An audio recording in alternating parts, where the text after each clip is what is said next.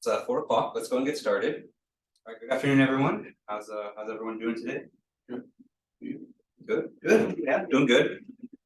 Yeah, it's week 6, and so things are getting probably really busy for you guys if they haven't already. Okay. All right. So the plan for today is we're going to continue on with our lecture notes on linear programming. And so we're going to talk about linear systems today, how we can do pivot operations, and what that means. Okay. So remember, homework 2 is out there. It is due tomorrow night at 11:59. And so I know people are kind of working through the homework, and so I've gotten a lot of questions on problems 3 and 4. And so yeah, and so this homework is challenging, and so there's kind of a lot of math involved. And so if you're struggling with the homework, definitely let me know. So I have office hours. My next office hours are tomorrow evening at 5:30 after my biomechanics class. So if that time works for you, you can come by, and then my next office hours after that is Thursday, which is after the homework's due. But I'll be posting homework 3 probably sometime tomorrow, and so so you can come by. Okay, and just like my announcement said last week, and so our midterm exam is going to be pushed back. And so originally it was planned for next Thursday, but just because I want to make sure we finish up linear programming before then, I pushed it back to the following Tuesday. Okay, and so it's going to be Tuesday, October 11th. Okay. All right. Any questions on anything before we get started for today? Okay. All right. So let's go and get started. And so we're kind of right in the middle of our lecture notes on linear. Right now we're talking about systems of linear.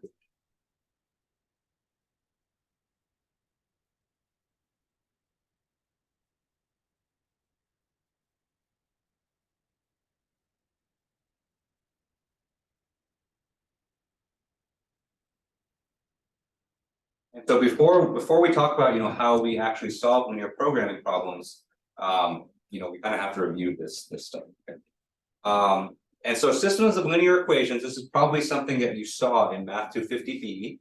And so we're just kind of review it now, and then kind of talk about how we actually solve those things. Okay.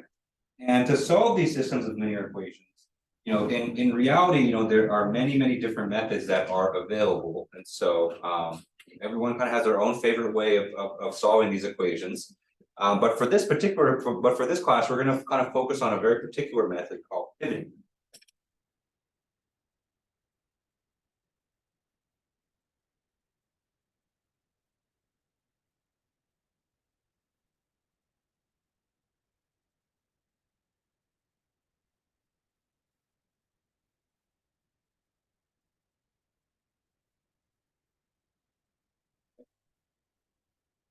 So pivoting is a technique, probably something that you've used before.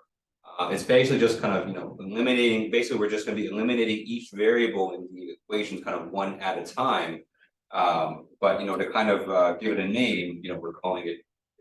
Okay, so it's a very systematic approach. I wouldn't say it's the most efficient approach or the fastest approach to solving systems of linear equations, but it's going to, lend us, it's going to transition really well into how we actually solve optimization problems using this method. Okay, and so I believe where we left off last Thursday was we were talking about an example. So this is the example we were looking at. 2x1 plus 3x2 minus 2x3 1 x1 x2 plus x3 this is 6 x1 x2 plus x3 equals 2. Okay. And so we have a linear system of equations here. And so we have 3 equations and 3 unknowns. Okay. And so, right away you can look at these 3 equations and you can tell that they're linear because the exponents in front of, or the exponents for all of the x terms are only 1. Okay. And so we can solve this using our methods for linear equations.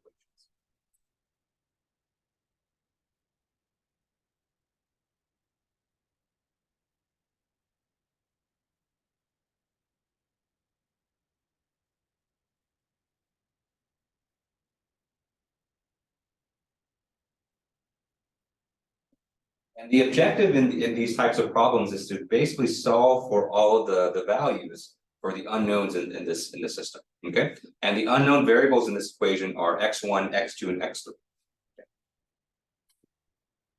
Okay. And so the way that we're going to solve this is that we're going to use pivoting. And remember, what pivoting means that we're going to be basically eliminating each variable from these equations one by one.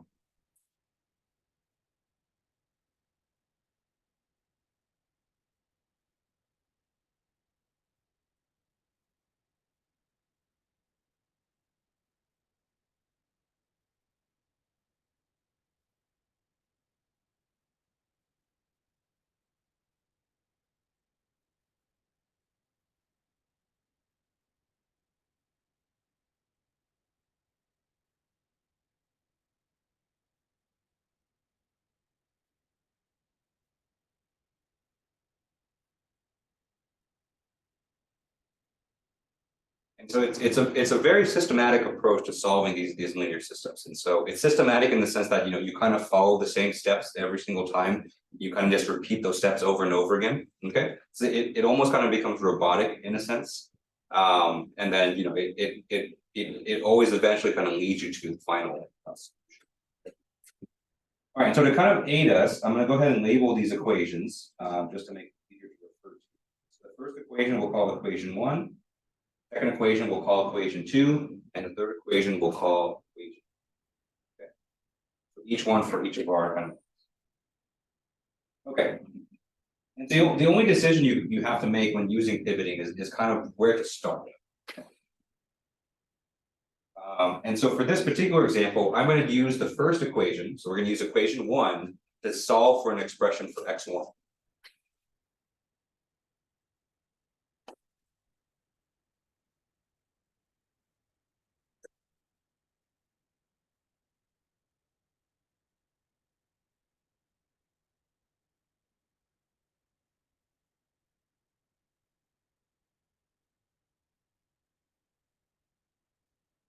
So let me go ahead and repeat equation 1 down here.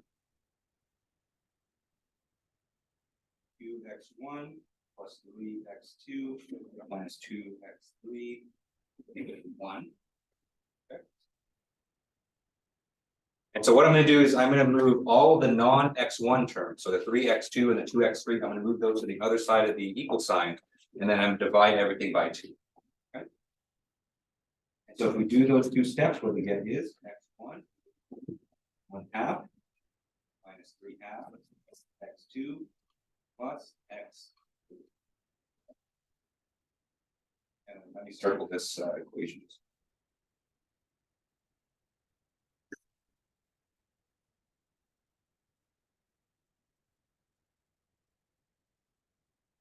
All right, so now that we have this expression for x1 right here, we can go ahead and plug this into equations 2 and 3, and hence effectively eliminate x1 from our equation.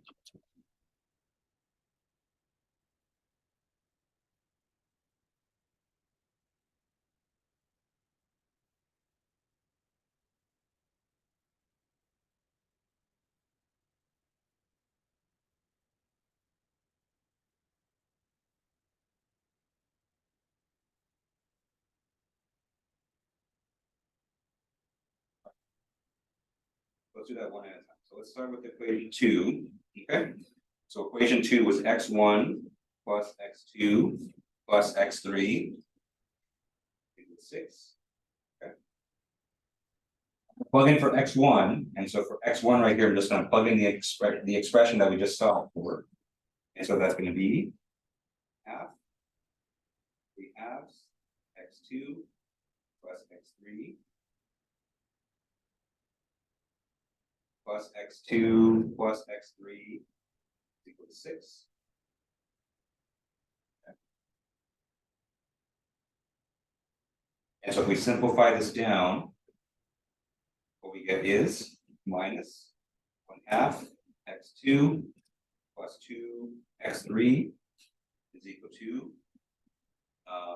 11 over 2.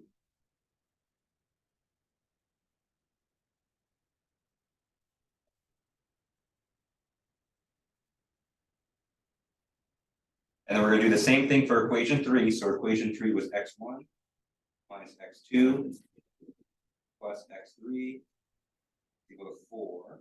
Okay. We're gonna plug in for x1 just like we did up above there. So we have a half. We have x2 plus x3 minus x2 plus x3 is equal to 4. Okay.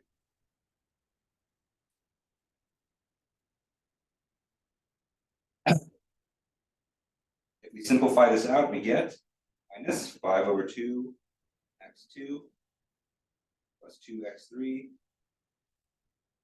equal to 7 over 2.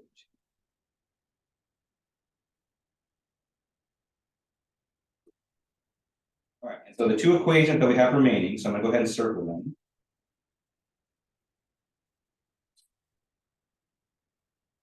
And so for the two equations we have remaining, we don't have x1 anymore. And so we've effectively pivoted around x1 and thus eliminated it from our equations.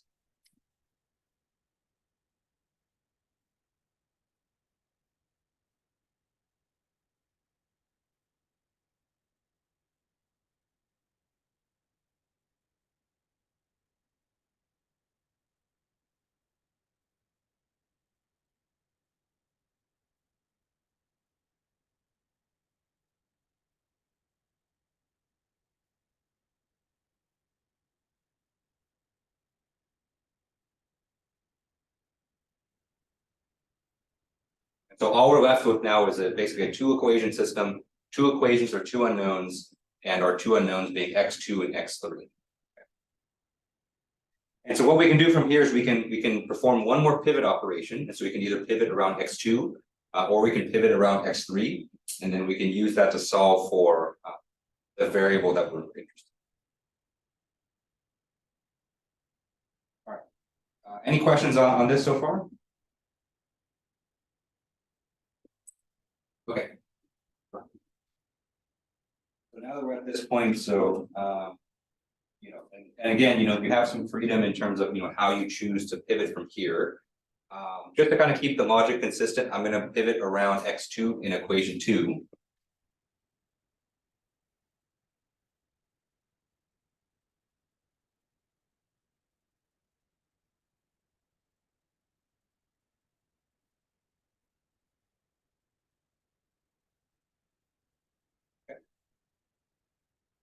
So what we're going to do is we're going to take that circled expression for equation 2 and solve it for x2. Minus 1/2 x2 plus 2x3 equal to number 2. So let's multiply. We're going to multiply this entire expression by -2, and then I'm going to move the x3 term to the other side. And so if we do that and we solve for x2, we get this x2 is equal to minus 11 plus 4x.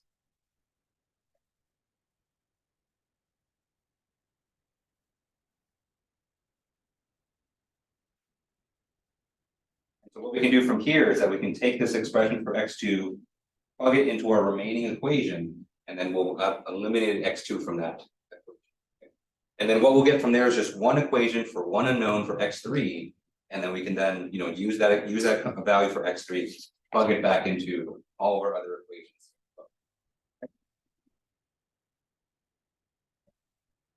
Okay, so let's go ahead and just finish off this problem. So if we plug in to that expression out there, what we get is minus 5 over 2 times x2 times minus 11 plus 4x3 2x3 equal to 7 over 2. Okay.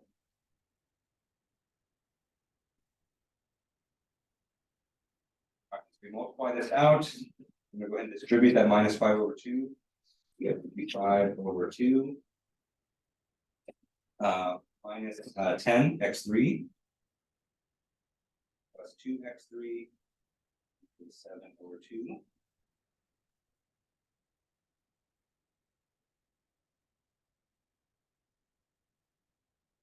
I'm going to rearrange this a little bit, and so we have on this side 55 over 2 minus 7 over 2. Okay, so I have all the constant terms on one side of the equation. And all the x3 terms I'm going to have on the right side of the equation. Okay. And so we perform this out, we get 48, 2 is equal to 8 x3. We're going to divide both sides by 8. 6 over 2 is equal to x3, which means x3 is equal to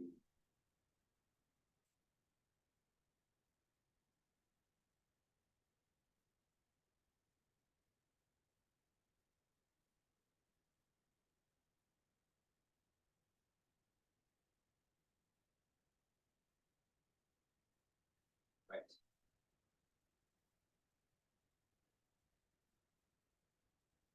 Now that we have the value for x3, we can go ahead and plug this back in and solve for x2 and x1.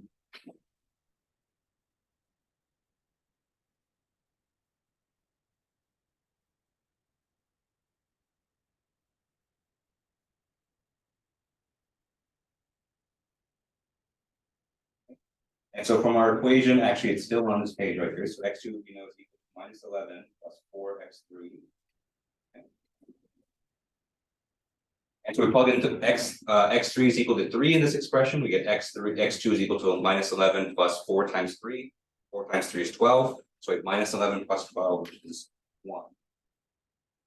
x2 is equal to 1.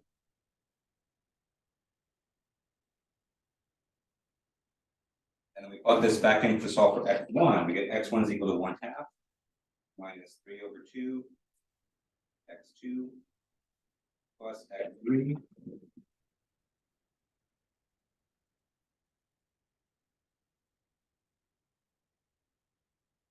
Plug in all the numbers for this, x2 and x3, and what we get is x1 is equal to 2.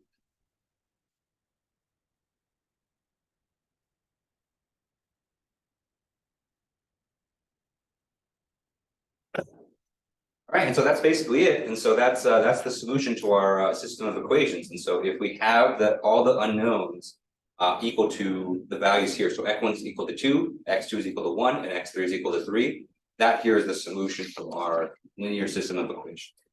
Okay. All right, any questions on how we got to this result here?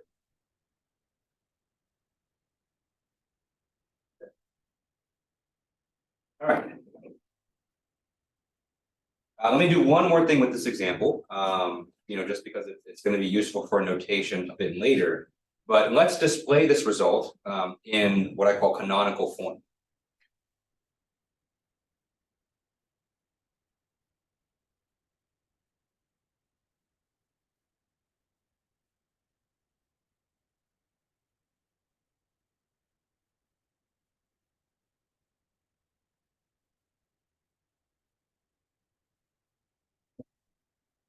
So let me show you what that means. So right now, our result looks like this. We have x1 is equal to 2.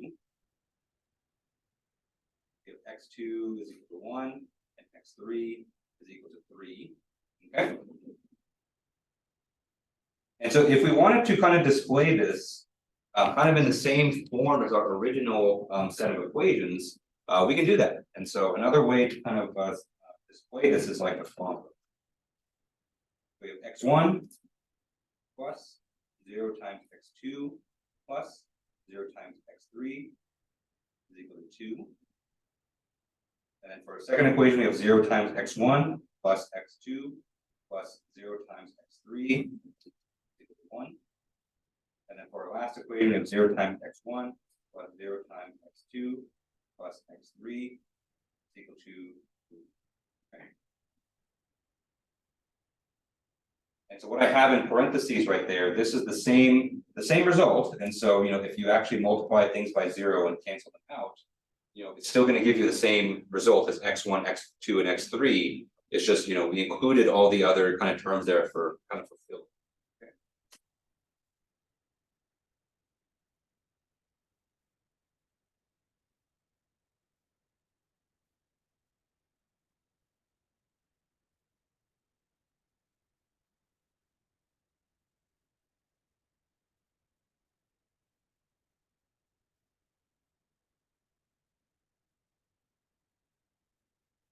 That's just kind of a little bit of not trivia. And so, when people tell me that this is kind of a neat piece of trivia information, I think, all right, that's useless. So this is not useless. We are going to use this, but we're not going to.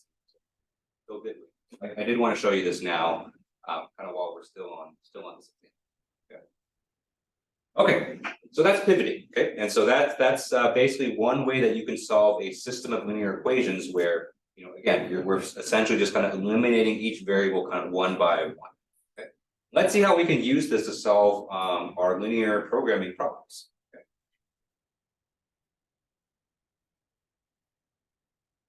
All right, so the next topic is going to be a pivotal reduction of a under constrained system of equations.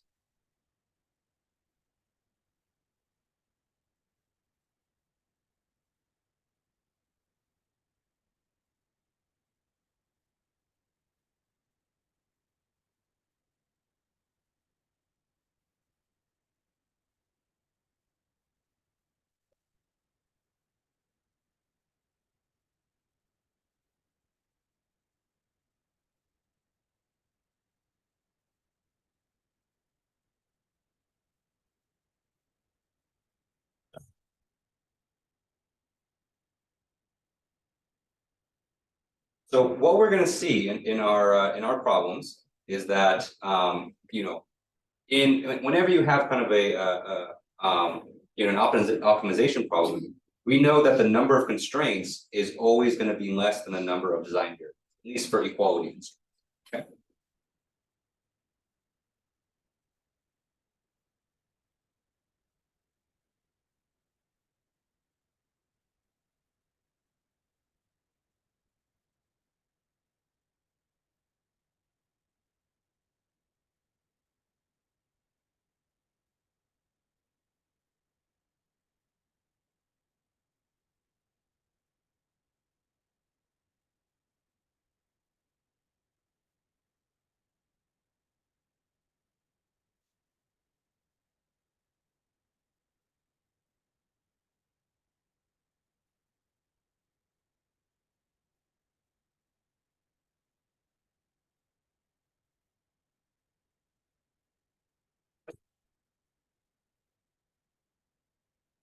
And so what this means in linear programming, essentially what this means is that, we're going to have less equations than unknowns in our linear systems. Okay.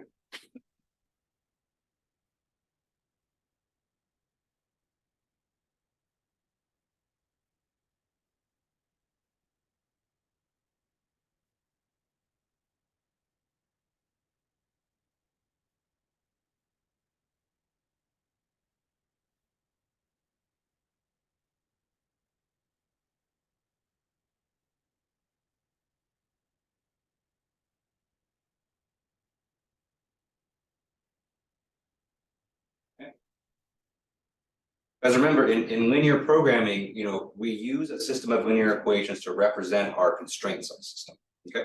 But in order to have a proper optimization problem, we need less constraints than unknowns or less constraints than design variables. And so we're always going to have a situation where we have less equations than unknowns. Okay. All right. And so in these situations, we can still use pivoting, right? And so it's not going to be useless. And so we're not going to get the same result where we're not going to get an explicit solution for every design variable, but at the very least, we'll be able to reduce the system or simplify it very significantly.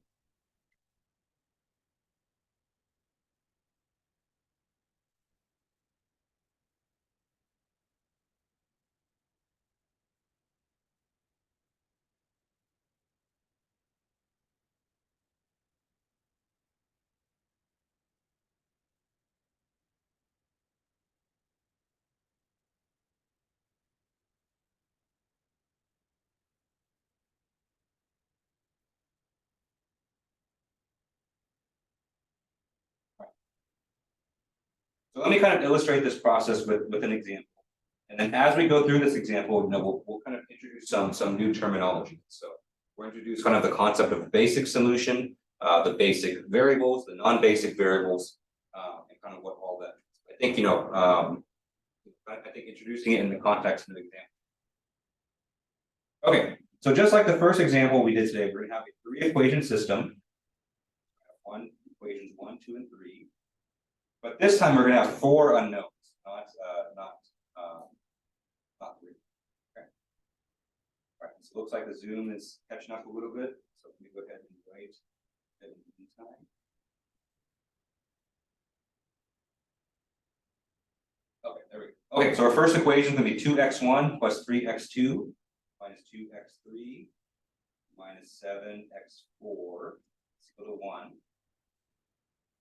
Our second equation is going to be x1 plus x2 plus x3 plus 3x4 is equal to 6.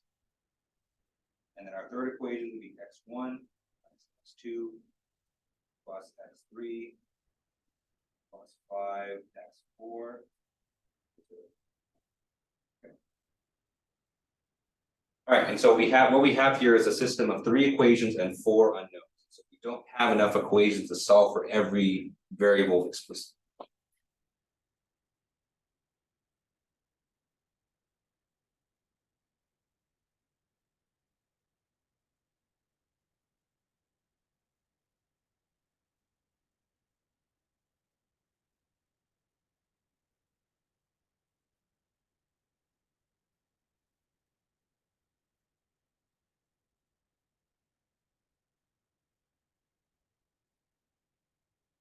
Okay.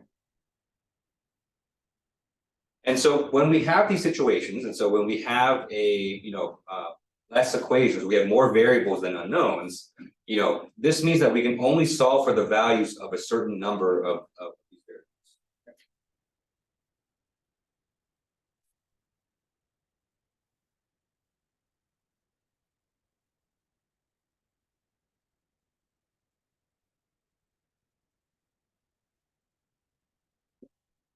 And the number of variables that we can actually solve for is equal to the number of equations. Okay. And so in this case, we have 3 equations, and so that means 3 of our variables here we're gonna be able to solve it.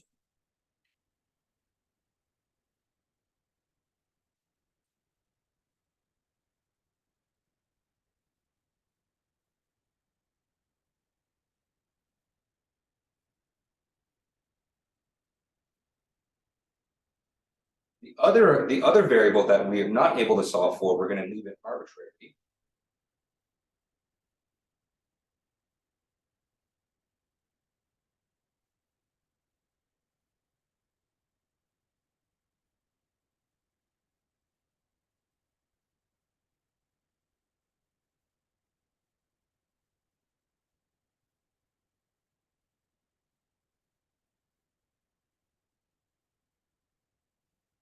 So as soon as the Zoom catches up. Okay. And so that other arbitrary variable, the way we're going to do this is we're going to solve for the values of all the other variables in terms of that arbitrary. Okay. And so we're doing a fairly simple case here. We only have one arbitrary variable. But in kind of more complicated cases, you may have 2 or 3 or 5 or 10 arbitrary variables. That's when things get very, very complicated. So we're starting with kind of a simple example. All the problems I give you on the homework are all kind of fairly simple. And then but just know that you can kind of expand these methods more.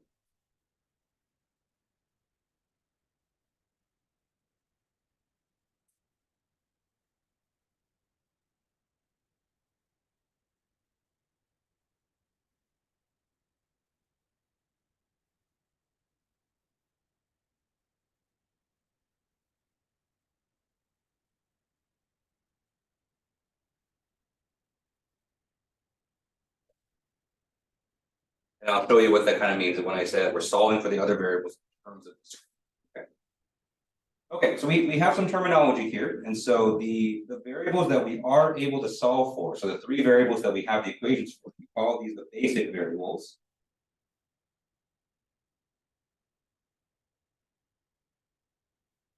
Okay. And then the variables that we're going to leave arbitrary, we call those the non-basic variables, which in this case we only have 1.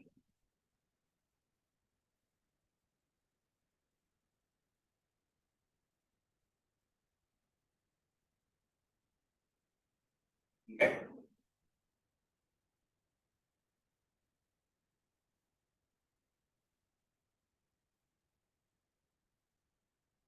All right, so the next question, that's asked is, how do we choose which variable is going to be our arbitrary, which one is going to be our non-basic? Well, it doesn't matter, and so you can kind of choose this kind of arbitrary. That's why it's kind of arbitrary.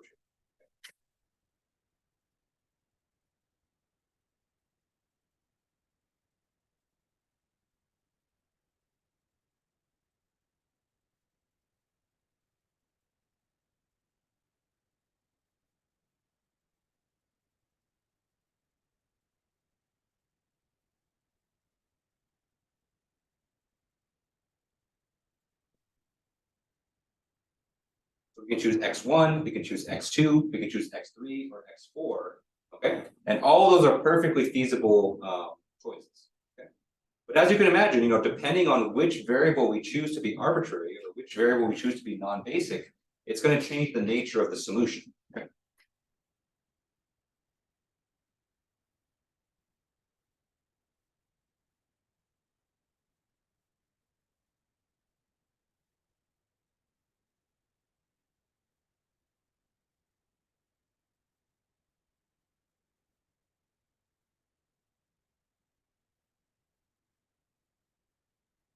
And so when you have these kind of arbitrary or when you have these kind of under constrained systems, you have kind of more than one solution in this case. So each solution or each configuration of the non-basic variables constitute what's called a base solution.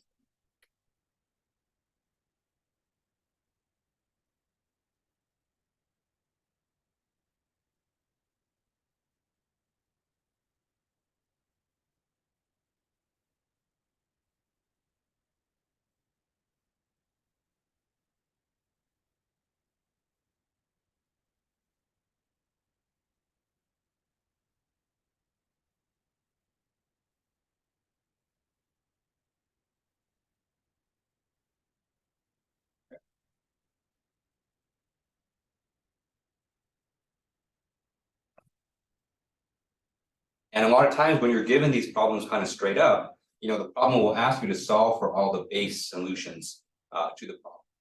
Okay. All right, so for this particular problem, we have four base solutions, and so we have kind of four non-basic variables.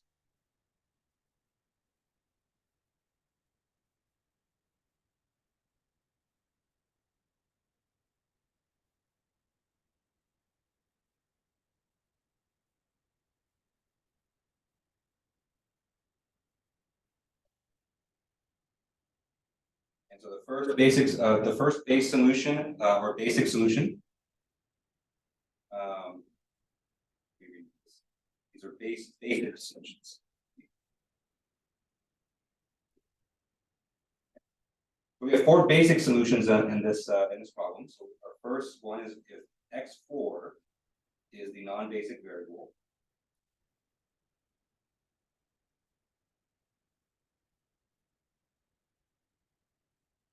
So that's the one we're going to do first. We have another basic solution when x3 is chosen to be the non-basic variable.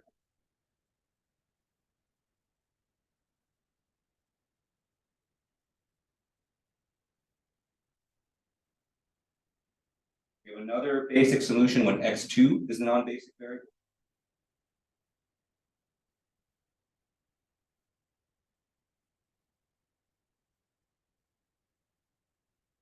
And finally, we have a basic solution when x1 is the non-basic.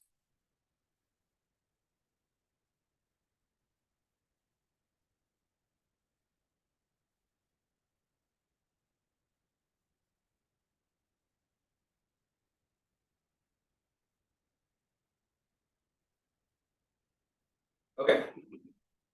And so these problems, if your aim is to find all the basic solutions, it is quite a bit of work. Okay. So I'm gonna demonstrate the first three here, and then you can try out the fourth one as well. Okay. So let's try this one first.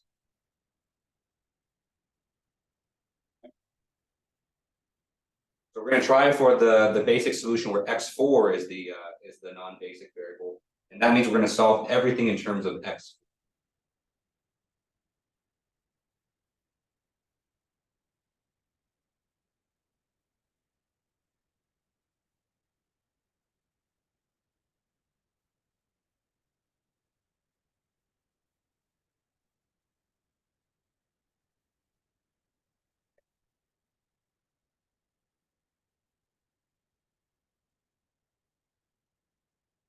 So that was a lot of terminology, and so I kind of tricked you guys a little bit. So we started with an example, but then we ended up just talking about just kind of theory and concept. But are there any questions on this before we kind of jump into the example itself? Okay. All right. So let's jump into the example. All right. So we have our system of equations up here. So we have our 3 equations and 4 unknowns. Okay. And we're going to perform pivoting just like we did before. And the way we do this is we're going to pivot around all the basic variables. And so the basic variables in our first case is going to be x1, x2, and x3. And so we're going to do our pivoting operations around those 3 variables.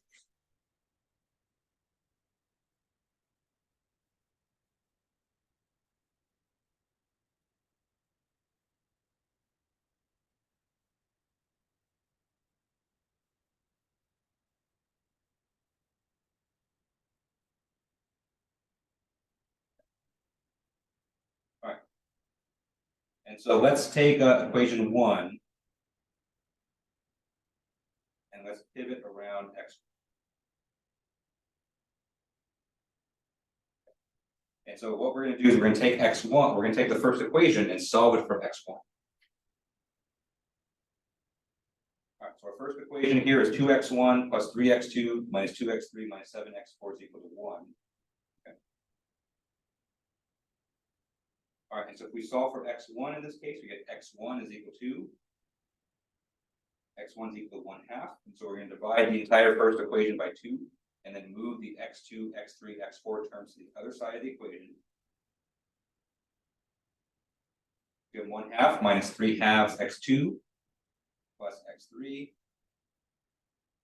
plus 7/2 x4. Okay.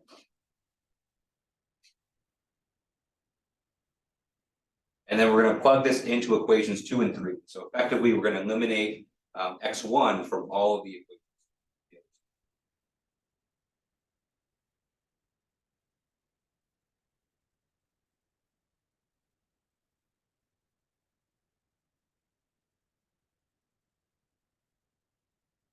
All right, so if we do that for equation 2, what we get is the following. So we're going to just substitute in for x1.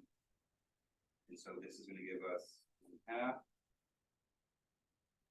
minus 3/2 x2 plus x3 plus 7/2 x4. Okay. So that's just plug in for x1, and so then now we have the rest of the equations. We have plus x2 plus x3 plus 3x4, which is 6. And so if we simplify this, I'm just going to just combine like terms. And so what we get is a minus 1/2 x2 plus 2x3 plus 13/2 x4 is equal to 11/2. Okay. All right, so we've eliminated x1 from equation 2. So let's do the same thing for equation 3.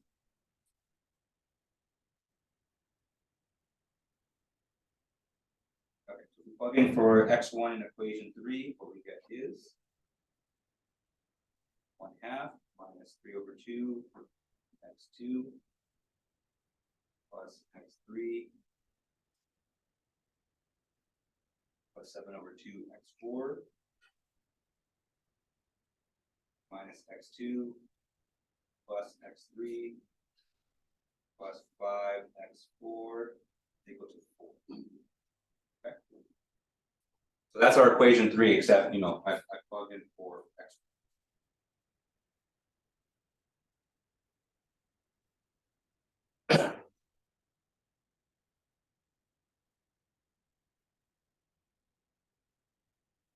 All right, so let's go ahead and simplify this. And so when we simplify this equation right here, what we get is minus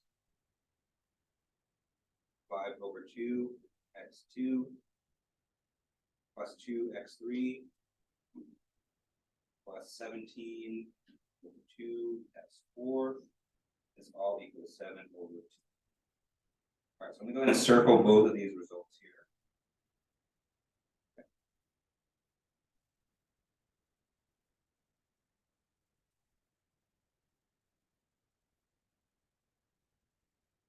And so all we've done basically is we've pivoted around x1, we've eliminated it from our system of equations. So now we have a reduced system of 2 equations and 3 unknowns.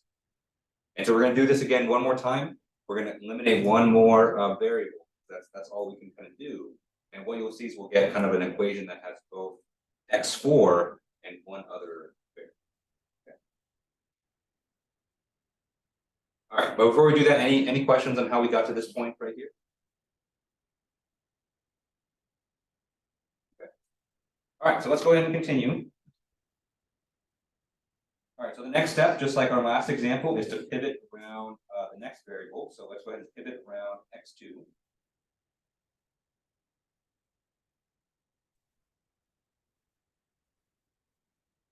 And then we're going to use equation 2.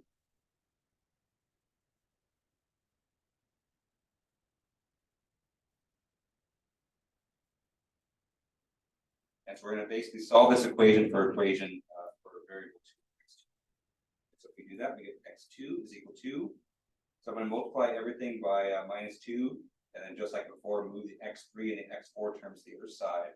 Okay. So x2 is equal to -11 plus 4x3 plus 13 x4. Okay. And so just like before, we're going to take this equation here and plug it in. Right. Okay. And so after we plug in for that, our new equation 3 is going to be minus 5/2 multiplied by x2, so multiplied by -11 plus 4x3 plus 13x4. Okay. And we have plus 2x3 plus 17/2x4 is equal to 7/2.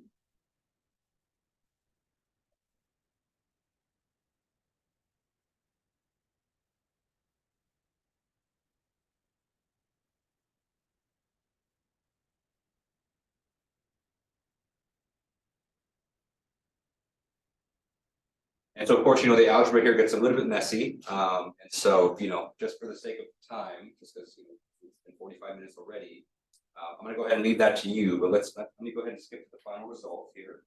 Okay. We're going to solve this expression for x3. Okay. And so we're going to get x3 to one side of the equation, everything else to the other side, divide by any coefficient in front of x3. And so what we get here is that x3 is equal to 3 minus 3x.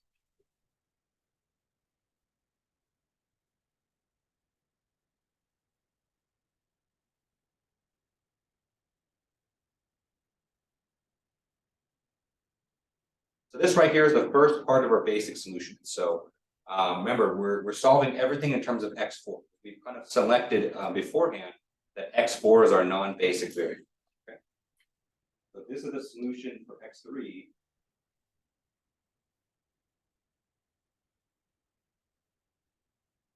Relative to x4.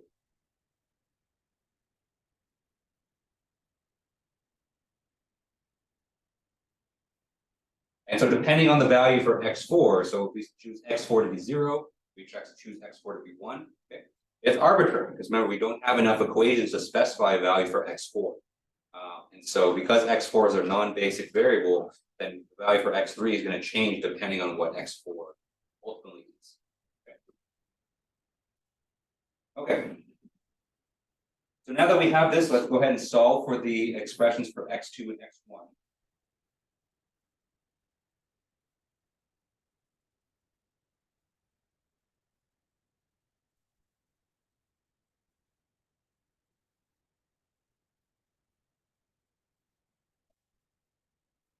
And what you'll see was that when we solve for x2 and x1, very similarly, it's going to be in terms of or relative to x4. Okay. All right. And so to solve for x2 is pretty simple. So we're going to just take this equation here, plug in for x3 right here. Okay. Usually the case is for these systems of linear equations, the first variable is always hard to solve for. But then once you solve for that first variable, you can just go ahead and back plug it in, and it becomes kind of a lot from that. Okay, so we plug that back in there, and what we get is x2 x2, 1 plus x4. And so you can see things simplify quite a bit.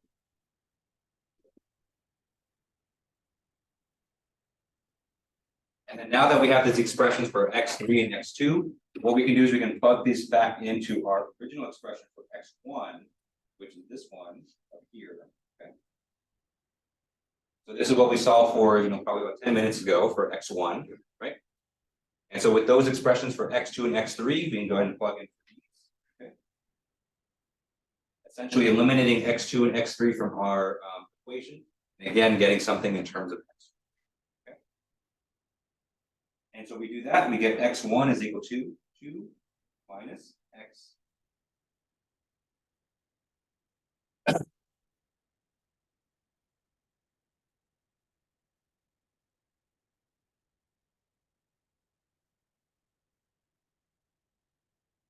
All right. And so that's it. And so that's our first basic solution. So we have these three expressions for x2, x1, x2, x3. Okay. Technically, in order to kind of finalize this, you can specify a value for x4. And so, the simplest thing is always to kind of set x4 is equal to 0.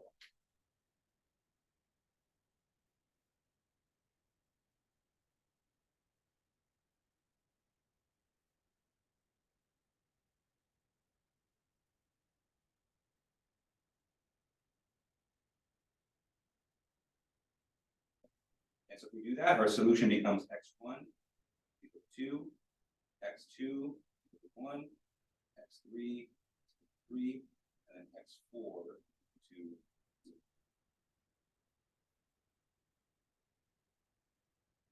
So that would be our first basic solution to this. All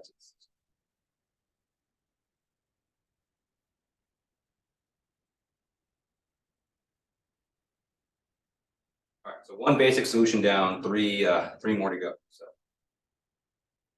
it's not the most exciting problems, but they can be a little bit tedious. But you'll see that and we're doing things in kind of a very kind of specific way. That you'll kind of see the reason for probably on Thursday. All right, any questions on this? Okay. All right, so let me show you how to solve for the next basic solution. So the good news is that once you solve for one basic solution, the other basic solutions become much easier to solve for.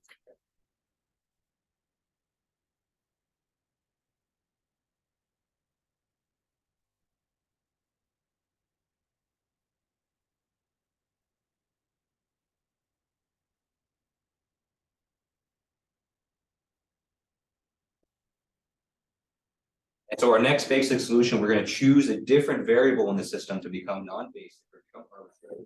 Okay. And so for our next basic solution, let's set x3 to be the non-basic variable instead of x.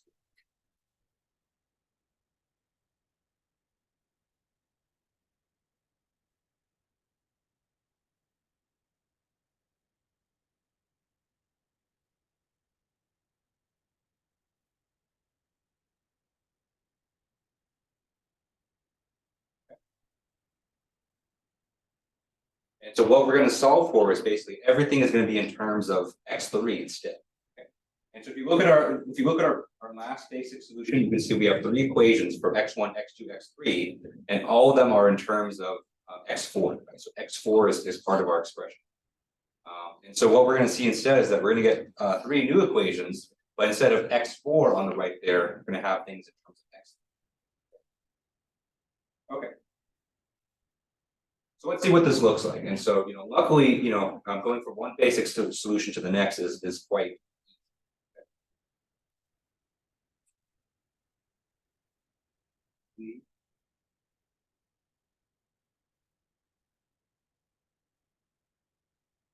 Well, it's not easy. I would say it's easier. Okay. It's compared to what we just did. It's easier to go from one basic solution to another.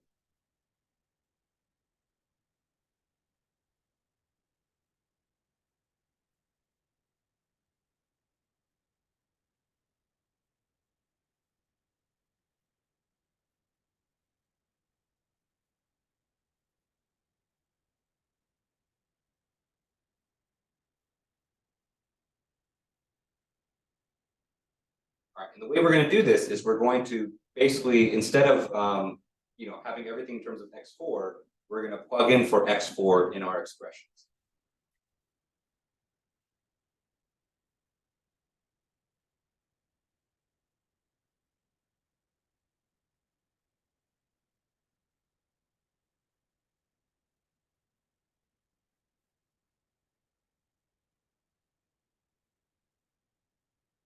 In other words, what we're going to do is we're going to be pivoting around x4. All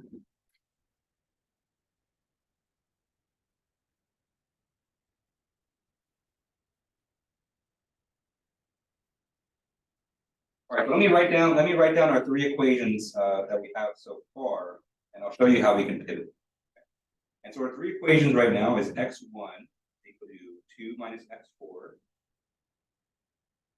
x2 is equal to 1 plus x4, x3, 2, 3 minus 3x.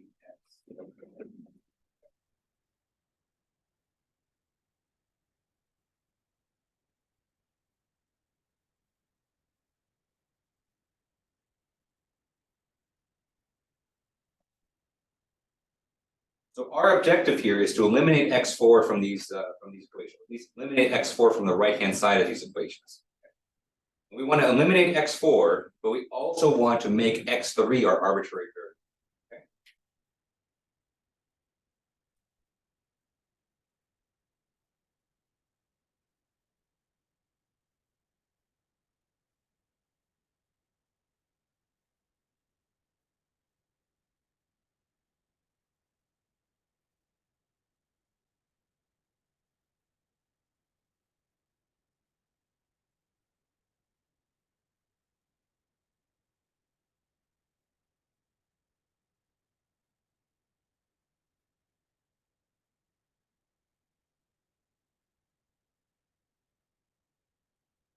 And so the only equation here that kind of satisfies that, or that kind of helps us get there, is the last equation.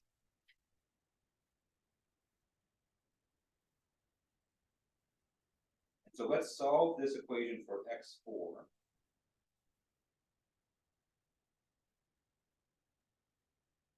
And so I'm going to add x4 to the left-hand side, move x3 to the other side, divide by 3. Okay. So I'll let you kind of confirm the algebra for this. But from this equation, what we get is x4 is equal to 1 minus 1/3 x.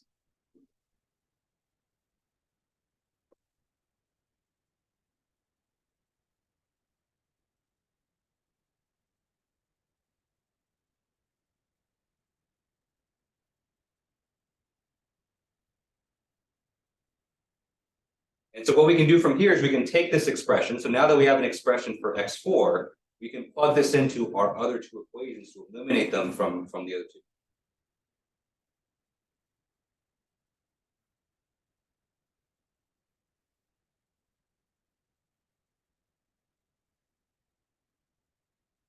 So we do that, following equations. So we have x1 equal to 1 plus 1/3 x3, x2 is equal to 2 minus 1/3 x.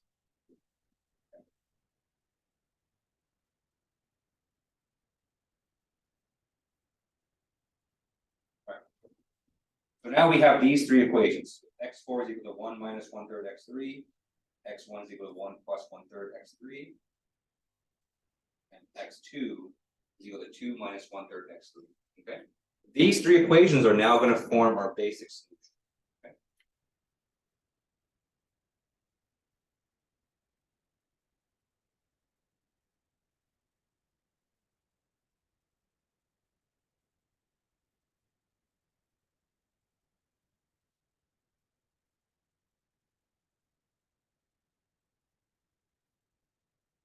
And so just kind of for the sake of simplicity, once again, I'm going to set x3 is equal to 0.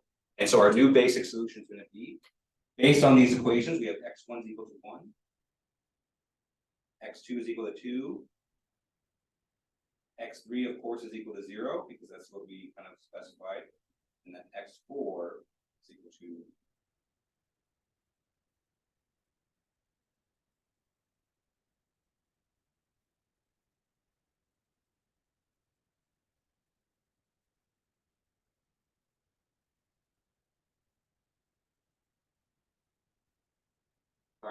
And so you can see here the process. So once you have one basic solution, going from one basic solution to the next is a lot easier than what we did before. There's just a lot less knowledge.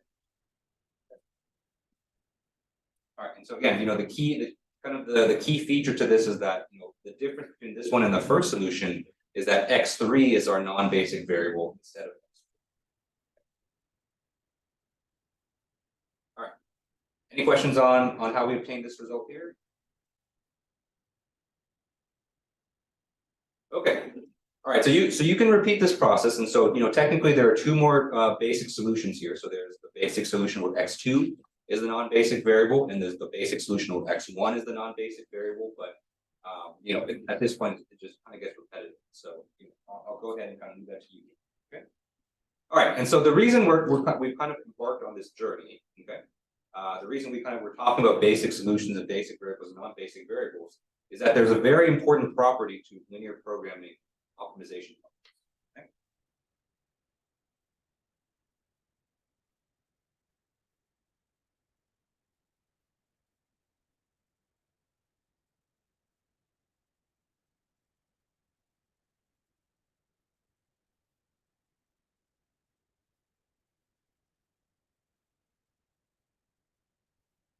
And so you can prove this.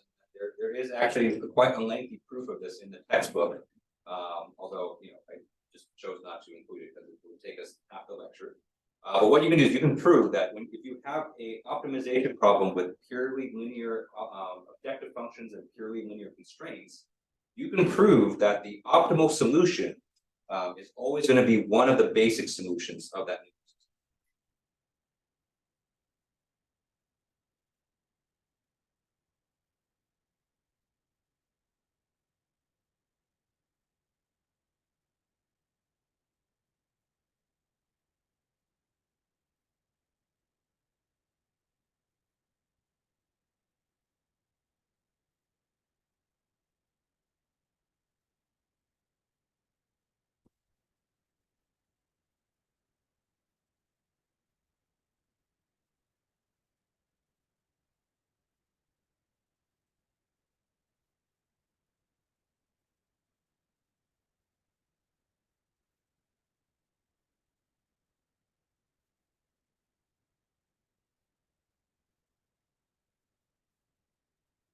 And so when you have a linear programming optimization problem, right? And so, just by the fact that it's linear programming, we can form a linear system of equations based on the constraints. Okay?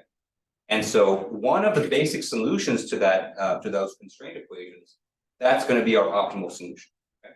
And this is always the case. And this has to do with the fact, if I could kind of summarize the proof in just 5 seconds, it basically has to do with the fact that we have kind of purely linear systems. And that our optimal solution is going to be bound by the constraints. Okay? And so kind of like what we saw in kind of the visual example that we did last Thursday was that our solution is always going to be on the boundaries of the constraints. All right. And so when you first read the statement, I'll admit that when I first read the statement, and my professor kind of built it up to be kind of this kind of extreme thing. It doesn't look that impressive, and so it seems kind of lame for like kind of the hour that we've been kind of building this up to be. But it's a big deal because if you look at kind of an arbitrary linear system, and so if you look at kind of the last example, right, where we have kind of 3 equations of 4 unknowns. Technically the number of solutions to the system is infinite, right? So there are infinitely many solutions that can make this work. Just because it's under constraint. Okay. The fact that we can take a system like this and say that, instead of searching through all of space, right? So among the infinite stars of or the infinite galaxy or universe of possible solutions, we're only looking at the base solution or the basic solutions is a really big deal. Okay. And so what this basically means is that when you have a linear programming problem, you're basically just looking among the basic solutions, and if you can kind of transition from one basic solution to the next, all you really have to do is just search that space, and that'll give you the optimal solution.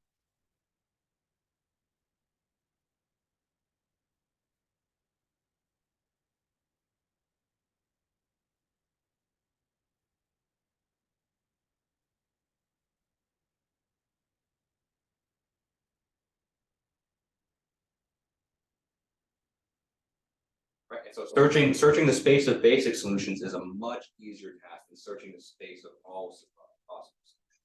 Okay.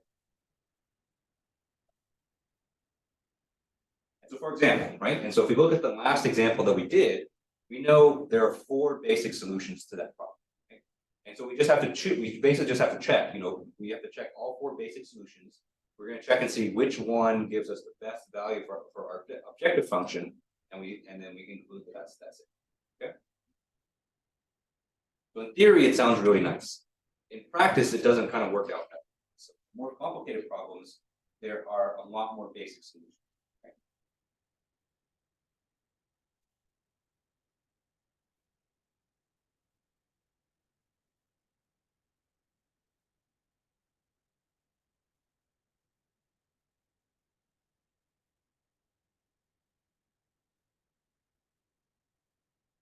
In fact, we have an equation for it, and so we have a number of basic solutions.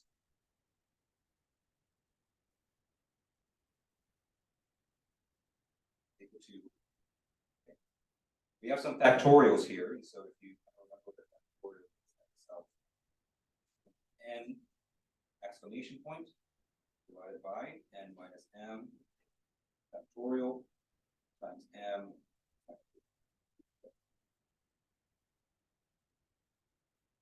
Right, and if you don't remember what the factorial sign is, and so factorial means that you multiply, it's a multiplication operation, but that number multiplied by all the integers kind of below it. Okay. And so for example, if we have 4 factorial, 4 factorial is equal to 4 times 3 times 2 times 1, which is equal to 23. Okay. And then, for instance, 5 factorial, we just add a 5 to the end of this. 5 times 4 times 3, 2 times. Okay. And so you always stop at 1. You never go to 0. Because if you go down to 0, then it's just 0. Yeah, 0 is 0 is yeah. I'm going to say you don't multiply this by this. And so 5 factorial, what is that? 5 times 24. 5 times 24 is 120. Okay. And so it kind of blows up very quickly. And so when you plug this in, so of course, n here is your number of variables.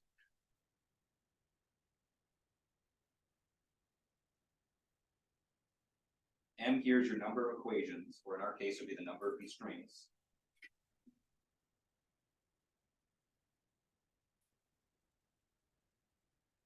Okay. And so if you did this for a previous example where we had 4 variables and 3 equations, okay, you get 4. Okay, so you get 4 basic solutions. So that matches up. But let me throw some other numbers at you. And so it's not uncommon to have something maybe like maybe we have 20 design variables.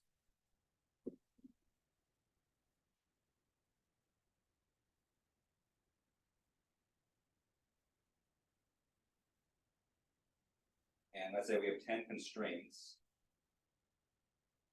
Okay. So we have n is equal to 20 and m is equal to 10 here. Okay. And so if you plug into this formula here, what we get is a total of 184,756 possible basic solutions.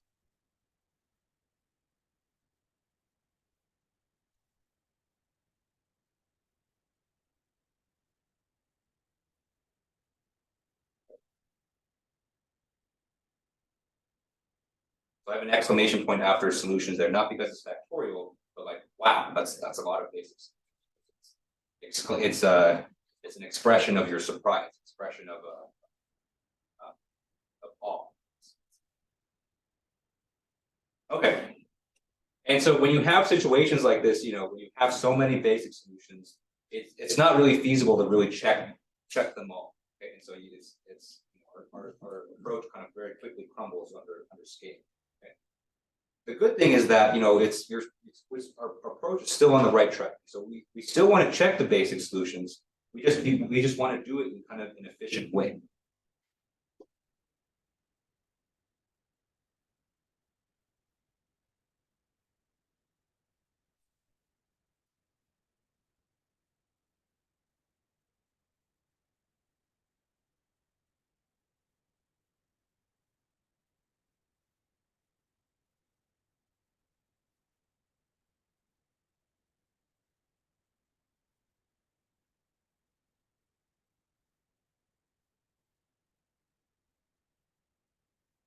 And so with that, we come to I would consider the first kind of really big algorithm that we're going to cover in this class. You can program this, of course, hence the name of the topic in your programming. But just because it's our first one, and we're going to talk about many more algorithms like this throughout the class, we're actually going to do a lot of these by hand. So the first algorithm that we're going to do is called the simplex method, or the simplex algorithm.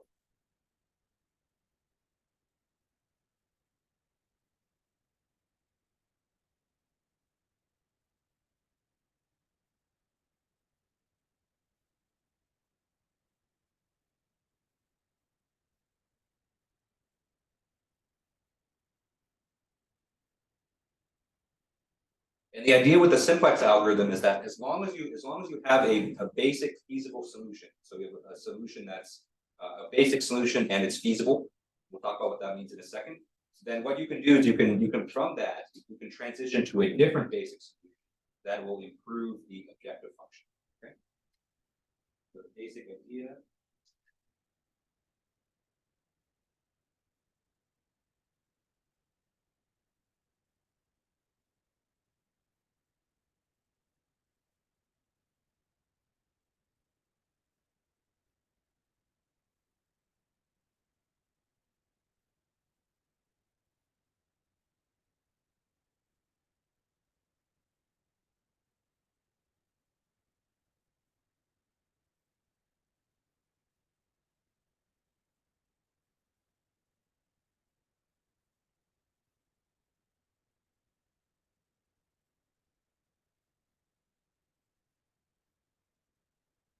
Because ultimately that's our goal. And so if we kind of make successive improvements to the objective function, we know that we're getting closer and closer to the most optimal solution. And if we continue this until the objective function can't be improved anymore, then that's when we arrive at the most optimal.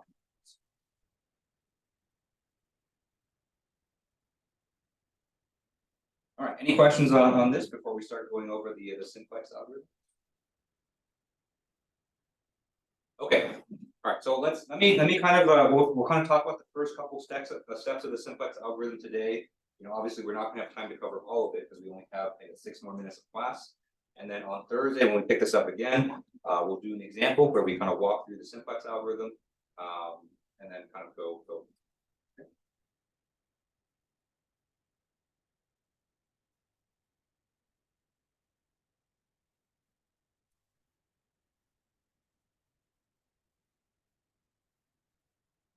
Okay.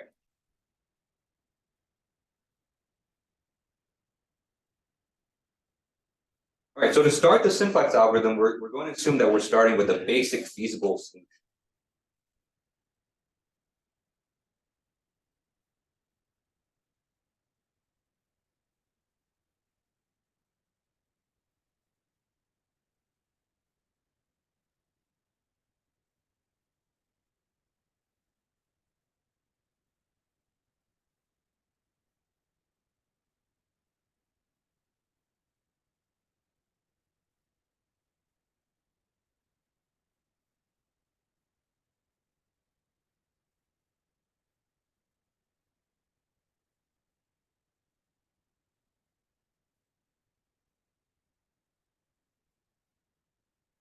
And so for all the problems that we're going to do, especially in homework 3, it's going to be very easy to kind of get an initial basic solution. Okay. And so what this means is that we have our initial basic solution. Okay.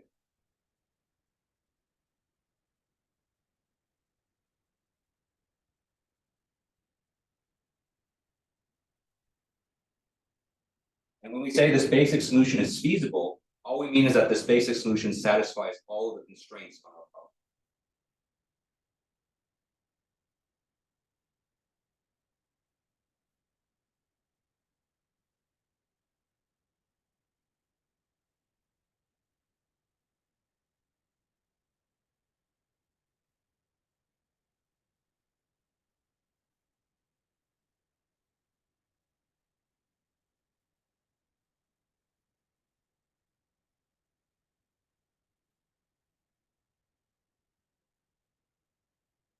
And so just like we've done before in the previous example, we can split our variables into what I call the basic set and the non-basic set. Okay. And the general form for this is going to be the following. So we're going to have, let's say we have x1 plus 0 times x2 plus dot, dot, dot, 0 times xm plus am plus 1 1 plus 1 plus dot plus a n comma 1 xn is equal to b1. So very, very long expression here, but let me kind of explain that. Okay. And so you notice, the first set of variables right here counts up from 1 to m. Okay. Remember, m is the number of constraints that we have on our equation. Okay. So this initial set right here, this is our list of basic variables.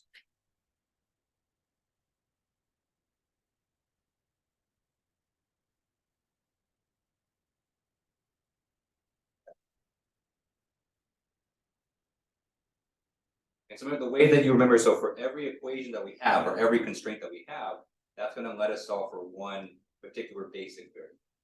Okay. And so if we have m equations, then we have m basic variables. This set right here,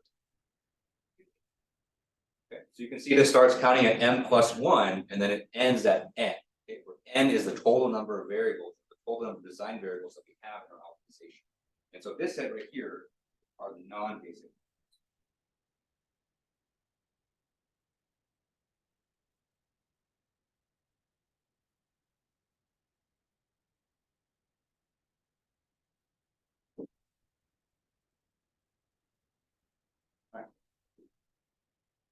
So this would be kind of an example of one of the constraints. Okay, so this is one equation in our linear system.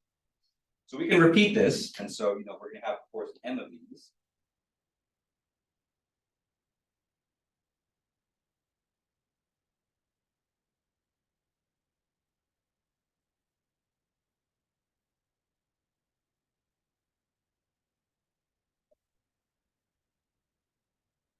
Basically, one equation for for each constraint. Okay. All this is basically saying is that we're going to take each of those constraint equations and just kind of put it in a particular form. Okay. So I'm not going to repeat that because it's just kind of a lot of the same. Probably will do that first. And then kind of more importantly, we also have our objective. Our objective function looks like the following: 0 times 1,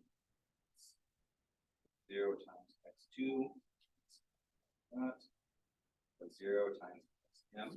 Okay. So what you'll notice is that when we put it in this form, the basic variables are not going to show up in our objective. We've eliminated them. So remember, what we do is in our pivoting operation is that we eliminate the basic variables.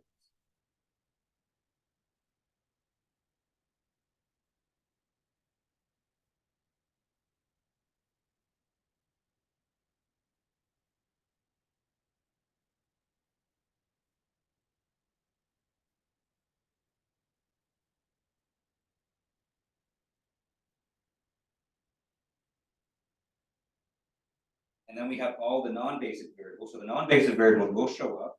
Okay. We have cm plus 1, xm plus 1, plus dot, dot, dot, plus cn, xn, minus f is equal to minus f. Okay.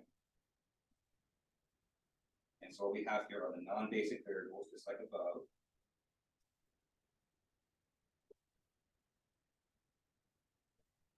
And then we include the minus f and the minus f naught, as kind of our objective values. Okay. All right, and so this will be the starting point on Thursday. So on Thursday, we'll kind of pick it up right here. We'll talk about how do we get into this form, what we actually need to do in the simplex algorithm, and then do an example to kind of put all this together. Okay, so Thursday is going to be all about the simplex algorithm and how we can do examples. Okay. All right, any final questions on this before we wrap it up for today? Okay, all right, so that's all we got time for today. So thank you guys for coming today. I know it's a lot of linear algebra today, so I appreciate you guys' patience. And so hope you guys have a good rest of your day. Hope you guys have a good evening, and I will see you all on Thursday.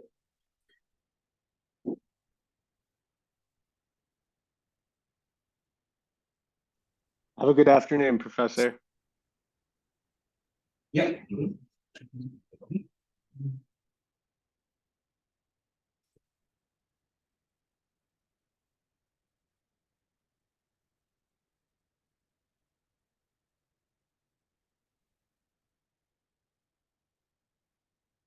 Yeah, so I mean this is correct right here. I mean, this is so when you take the derivative with respect to x1, these two terms go away. So you have that. That's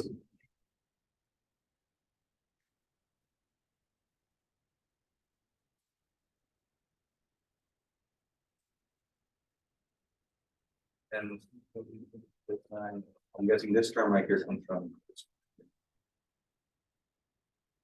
I would just double check the number.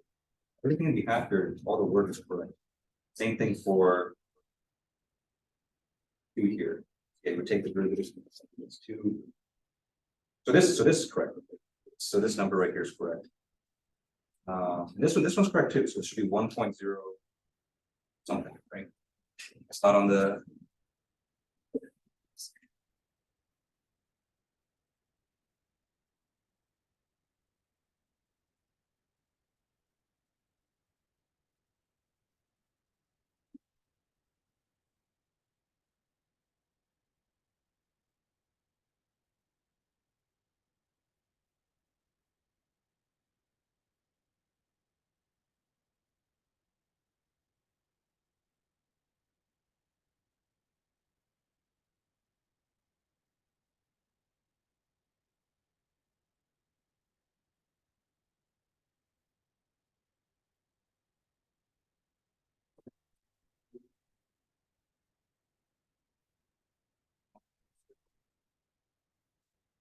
Yeah, that's correct. So I did have the wrong answer for this before, and then I updated it. So I think probably you have to download it updated.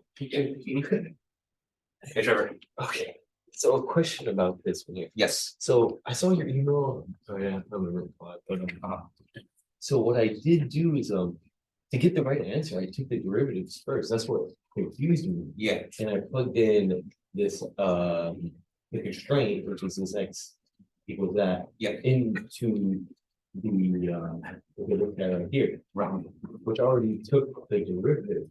But I thought we were supposed to take this and plug it back into the original function, and then take derivatives. Yes. Oh, so Yeah, I got the right answer, Oh, but I did it the wrong way. That's why I don't know. It might be because so I mean so what I was kind of mentioning before is that when you're taking the derivative of this with respect to x, I'm missing this. There should be kind of a chain rule term that kind of comes out from. Might be because this is kind of a linear function, so. Yeah, because I kept trying to do it the other way of taking the constraint and plugging it into the original function, but I got something else. Okay. Do you have that work for that one? Somewhere. I don't know if you want me to dig around in my Okay, that's fine. That's fine. If you find it again, I can show me. Yeah, I can scan it over. Okay, yeah, just so I can see, because that's the way I did it in my solution. I plugged it in first, and I just took one derivative. Yeah, I'll send it over. Maybe I did something wrong. Okay, you might see it because I saw a couple people that kind of did that approach, and there was just a couple kind of just errors in terms of plugging in and taking the derivative. So maybe it's one of those. But yeah, I'm kind of surprised that you got the right answer from taking. Yeah, that's what. First. Yeah. What's the right way? But so the right way is to plug it back in. Yes. I mean, you can do it this way first. It's just you have to take the chain. Like when you take the derivative with x, then you just, or actually when you take the derivative with respect to y, then you have to just realize that there's kind of a chain. This would have to go into there. Exactly. Okay. Yeah. But yeah, show me your work for that one, and then maybe I can. Okay. Yeah, but the way I did it was I plugged in first and then took it. Okay, and then I had a question on 4 as well. Yes. 4A. So I did all the different ways, different combinations of thinking this is not zero and this is zero. Yep.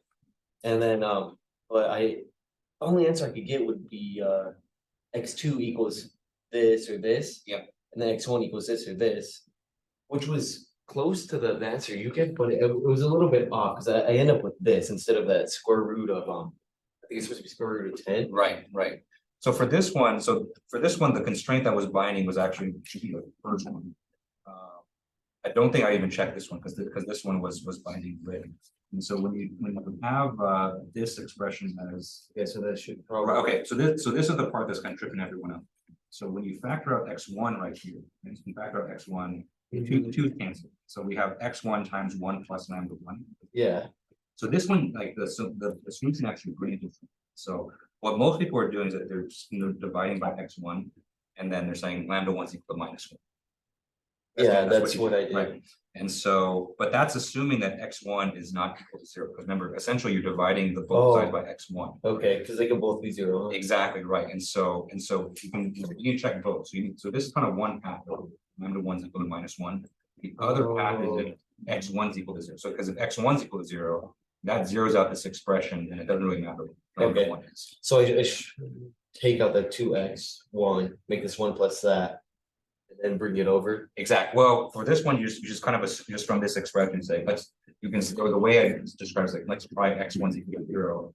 Install the other two. So you just got to recognize that could Exactly. be a solution. Exactly. And so that's how I got the root Okay. 10 is because when x1 is equal to 0, this one's 0, and then you just take the square root, x2 is equal to lambda 1, it doesn't. So then you check the other constraint. And so you have x1 is 0 plus x2, which is root 10. So root 10 is like 3 point something like that. And then it should satisfy that constraint too. Okay. Yeah. How come I got the right answer here too? Or it's not the right answer, but I mean it satisfies the constraints. There's multiple options. Remember? Oh, okay. Remember, so then I would have to go back in, plug in the original exactly. equation. So for these ones, because these ones were lengthy already, so this one actually might be the bulk.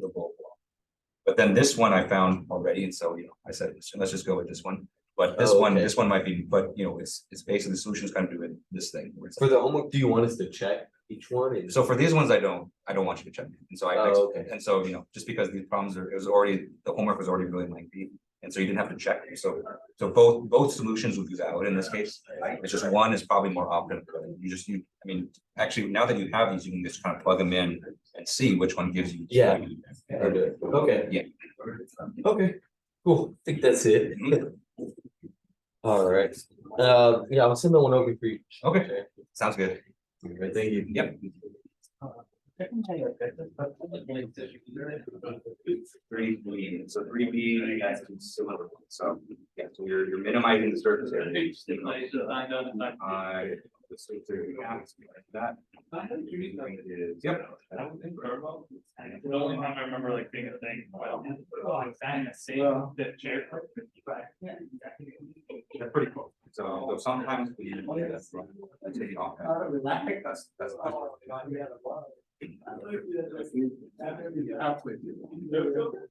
it's long. Yeah, do I? Is that what I started it on Saturday? I did the first two, no problem.